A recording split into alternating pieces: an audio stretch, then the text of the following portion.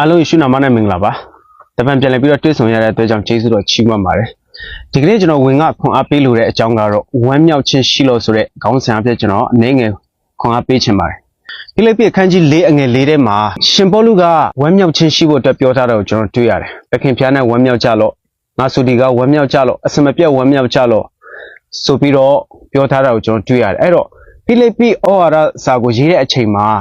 ရှင်ပေါလုကယောမအကျဉ်းထောင်ထဲမှာရောက်ရှိနေတဲ့အချိန်ဖြစ်ပါတယ်။ယောမအကျဉ်းထောင်ဆိုတာကတာမန်ထောင်နဲ့မတူသူကမြေအောက်ထောင်ဖြစ်ပြီးတော့လေဝင်လေထွက်မကောင်းတဲ့ထောင်ဖြစ်ပါတယ်။အနက်တက်ကမကောင်းတဲ့နေရာဖြစ်ပါတယ်။လေဝင်လေထွက်မကောင်းဘူးနောက်ပြီးတော့နေအောင်ခြေရလေကောင်းစွာမရောက်ရှိနိုင်တဲ့နေရာအလင်းအောင်ဝင်ရောက်မှုအားနည်းတဲ့နေရာဖြစ်ပါတယ်။ဒါဆိုရင်ဒီလိုနေရာမှာ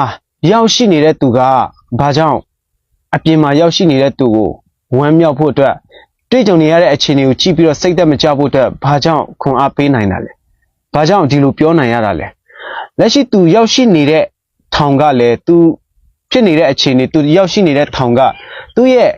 စိတ်အလိုကိုလိုက်ပြီးတော့သူ့ရဲ့အပြစ်ကြောင့်ရောက်ရှိနေတာလည်းမဟုတ်ဘူး။သူကယေရှုခရစ်တော်ရဲ့ဝမ်းမြောက်ဖွယ်ကယ်တင်တော်မူခြင်းဧဝံဂေလိတည်ငောင်းဝင်ကတတ်တည်ခံတဲ့အတွက်ကြောင့်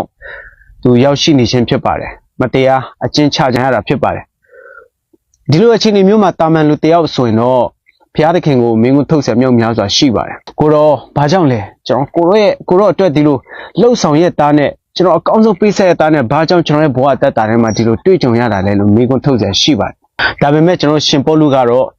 ဒီလိုမင်းကိုမထုတ်တဲ့အပြင်မှာရောက်ရှိနေတဲ့သူတွေကိုအခြေအနေရ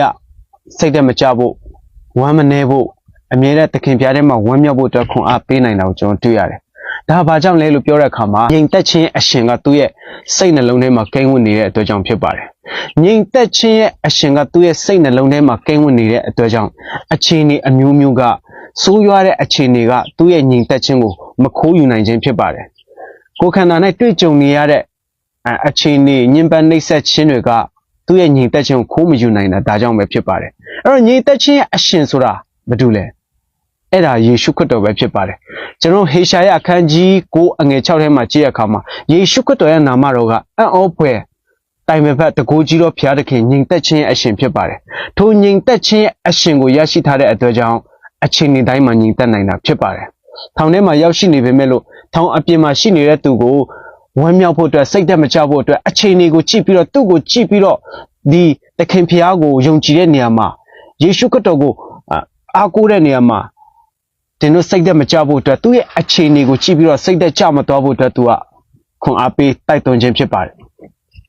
အဲ့တော့ညီသက်ခြင်းရဲ့အရှင်ကနှလုံးသားထဲမှာကိန်းဝတ်နေတဲ့အတွက်ကြောင့်ဒီလိုညီသက်နိုင်